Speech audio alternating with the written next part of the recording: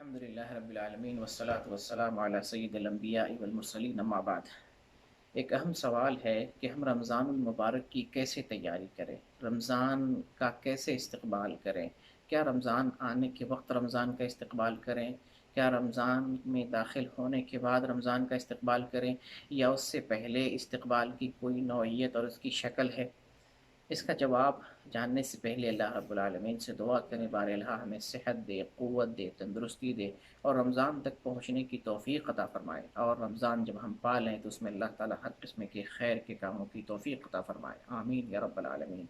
نبی کریم صلی اللہ علیہ وسلم رمضان کی آمد سے پہلے رمضان کی تیاری کرتے ہیں۔ صحابہ کرام، اسلاف اور بزرگان دین رمضان کی آمد سے پہلے رمضان کی تیاری کیا کرتے تھے۔ سلف صالحین کے متعلق آتا ہے کہ رمضان کی آمد سے پہلے 6 مہینہ پہلے اللہ رب العالمین سے یہ دعا کرتے تھے، بار الہ ہمیں رمضان تک پہنچا، رمضان تک زندہ رہنے کی توفیق دے، رمضان پانے کی توفیق دے۔ اور جب وہ رمضان پا لیتے تو رمضان میں ہر قسم کی بھلائیوں کا کام کرتے، اور رمضان گزرنے کے بعد اللہ رب العالمین سے 6 مہینہ یہ اللہ سے دعا کرتے کہ بار الہ ہمارے نیک عملوں کو جو ہم نے رمضان میں ادا کیا ان سب کو قبول فرما، اور ان سب کو قبول فرما کر ہم سب لوگوں کو اور ہمارے گناہوں کو معاف فرما۔ تو یہ سلف صالحین کا رمضان سے پہلے کی تیاری رمضان کے بعد کا عمل رہا کرتا تھا۔ نبی کریم صلی اللہ علیہ وسلم کے متعلق آتا ہے کہ آپ صلی اللہ علیہ وسلم رمضان کے استقبال میں شعبان میں کثرت سے روزہ رکھتے تھے، کثرت سے روزہ رکھتے تھے۔ آپ صلی اللہ علیہ وسلم کے اس عمل سے متعلق علماء کرام ذکر فرماتے ہیں کہ نبی کریم صلی اللہ علیہ وسلم کا شعبان میں کثرت سے روزہ رکھنا یہ فرض نماز کی ادائیگی سے پہلے جو سنت کی ادائیگی ہے اس کے قائم مقام ہے۔ تو سنتوں کی ادائیگی سے فریضے کی ادائیگی پر مدد ملتی ہے۔ یہاں پر بھی شعبان میں کثرت سے روزہ رکھنا، اس سے نفس تیار ہوتا ہے، جسم کو غذا ملتی ہے، پھر آئندہ روزہ رکھنے کے لیے جو ہے اللہ کی طرف سے توفیق اور قوت ملتی ہے۔ تو رمضان کی آمد سے پہلے کثرت سے روزہ رکھنا یہ بھی رمضان کی تیاریوں میں سے ہے، اس سے پہلے دعا کرنا یہ بھی تیاریوں میں سے ہے، اور اس سے پہلے جو ہے رمضان کے لیے جو ہے اپنے نفس کو تیار کرنا، اپنے جسم کو ایسی غذا دینا جس سے بدن کو قوت ملے، اور رمضان میں طاقت و قوت اور شوق و جذبے کے ساتھ ہم اللہ رب العالمین کی عبادت کر سکیں۔ یہ سب رمضان کی تیاری میں سے ہے۔ اور اسی طریقے سے بہت سارے مسلمان ہمیں نظر آتے ہیں کہ رمضان کی جب آمد ہو جاتی ہے تب اسے پتہ چلتا ہے کہ رمضان آ گیا۔ رمضان کا جب چاند نکلتا ہے، اس کی خبر پھیلتی ہے تو پتہ چلتا ہے کہ رمضان آ گیا، جبکہ رمضان سے پہلے ہی اس کی تیاری ہونی چاہیے، رمضان کا استقبال رمضان سے پہلے ہونا چاہیے۔ لیکن افسوس کی بات ہے کہ بہت سارے مسلمانوں کو رمضان کے چاند کے بعد رمضان کی خبر لگتی ہے، اس سے پہلے کوئی عمل نہیں، اس سے پہلے کوئی تیاری نہیں، اس سے پہلے کوئی نیت نہیں، اس سے پہلے کوئی نیک عمل نہیں۔ آپ کو بتاؤں کہ اگر کوئی شخص رمضان سے پہلے رمضان کی تیاری کرتا ہے، رمضان سے پہلے اچھی اچھی نیتیں کرتا ہے کہ اللہ اگر ہمیں رمضان تک پہنچائے تو رمضان میں عبادت کروں گا، رمضان میں روزہ رکھوں گا، رمضان میں تلاوت کروں گا، رمضان میں استغفار کروں گا، رمضان میں تسبیح و تحلیل کروں گا، رمضان میں صدقہ و خیرات کروں گا، یہ فلاں فلاں ساری نیکیاں رمضان سے پہلے ان سارے نیک عملوں کی نیت صرف کرتا ہے، لیکن رمضان تک نہیں پہنچ پاتا، رمضان سے پہلے اس کی وفات ہو جاتی ہے، تو اللہ تعالیٰ ان کے تمام نیتوں کے حساب سے بدلا دے گا، ان کے تمام نیتوں کا پورا پورا اجر دے گا، اس میں سے اللہ رب العالمین ذرہ برابر بھی کمی نہیں کرے گا۔ تو یہ تو اللہ کا فضل ہے، اللہ کا کرم ہے کہ نیت کرنے سے بھی اللہ تعالیٰ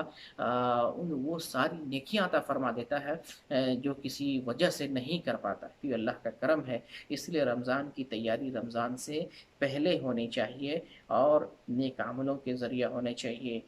اسی طریقے سے نیک نیتوں کے ذریعے ہونا چاہیے، عملوں میں احسان کے ذریعے ہونا چاہیے، قرآن کی تلاوت کے ذریعے ہونا چاہیے۔ ابن رجب نے لطائف المعارف کے اندر ذکر کیا ہے کہ جو ہے رمضان کی آمد سے پہلے سلف صالحین قرآن سے چمٹ جاتے تھے۔ ایسا نہیں ہے کہ پہلے قرآن کی تلاوت نہیں کرتے تھے، لیکن رمضان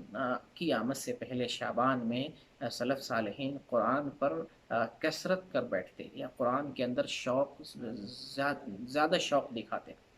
اس سے پہلے بھی قرآن کی تلاوت کرتے، مگر شعبان میں کثرت سے تلاوت اس بات کی دلیل ہے کہ وہ رمضان کا استقبال کر رہے ہیں، رمضان کا شوق اپنے دل میں رکھتے ہیں، رمضان پانے کی خواہش ہے، اور رمضان تک پہنچنے کی اللہ تعالیٰ سے دعائیں کر رہے ہیں، مدد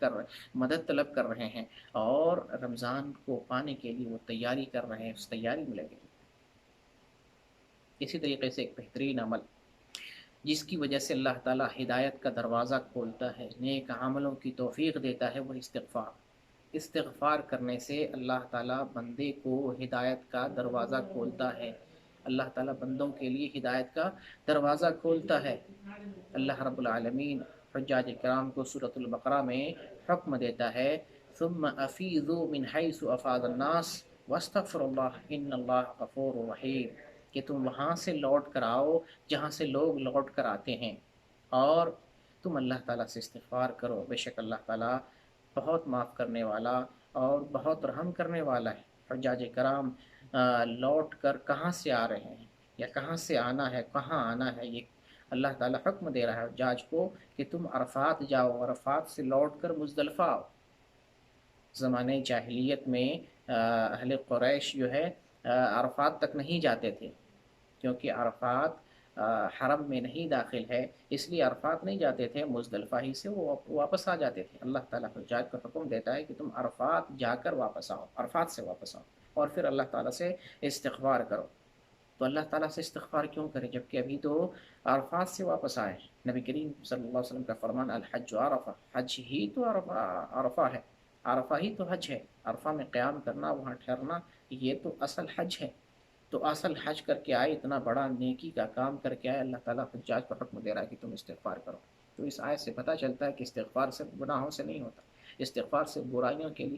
برائیوں سے نہیں ہوتا، استغفار اس بات کے لیے بھی دلیل ہے، یا استغفار کا یہ بھی مطلب ہے کہ ہم آئندہ کوئی کام کرنا چاہتے ہیں تو اللہ تعالیٰ سے استغفار کریں، آئندہ کسی کام کو مکمل کرنا چاہتے ہیں تو اللہ تعالیٰ سے استغفار کریں، آئندہ کسی کام کی تیاری کرنا چاہتے ہیں، کوئی کام کرنے کا عزم اور ارادہ رکھتے ہیں تو اللہ تعالیٰ سے استغفار کریں، تو اللہ تعالیٰ استغفار کے بدلے جس کام کی آپ نے نیت کی ہے اس پر مدد کرے گا، اس کی توفیق دے گا، اس کو اتمام تک پہنچانے کے لیے آپ کی مدد فرمائے گا۔ تو استغفار، اس سے بندوں کے لیے اللہ تعالیٰ ہدایت کے دروازے کھولتا ہے، نیکیوں کے دروازے کھولتا ہے، اور اس کے ذریعے نیکیوں کے کاموں پر مدد فرماتا ہے۔ اللہ تعالیٰ سے دعا ہے بار الہ ہمیں رمضان تک پہنچا، رمضان میں نیکیوں کی توفیق دے، بار الہ رمضان میں ہمارے گناہوں کو معاف فرما، بار الہ ہم سب خطا کار ہیں، عاصی ہیں، نافرمان ہیں، ہم سب لوگوں کو پابند صلاۃ بنا دے، ہم سب لوگوں کی نیکیوں کو قبول فرما، اور ہماری دعاؤں کے اندر اخلاص دے، ہماری دعاؤں کو قبول فرما، اور خاص طور سے اس وقت امت مسلمہ جس پریشانی سے گزر رہی ہے، تو امت مسلمہ کی حفاظت فرما، اور امت مسلمہ پر جو بلا آئی ہوئی ہے اس کو تو اپنے فضل و کرم سے ٹال دے، آمین۔ وآخر دعوانا ان الحمد للہ رب العالمین۔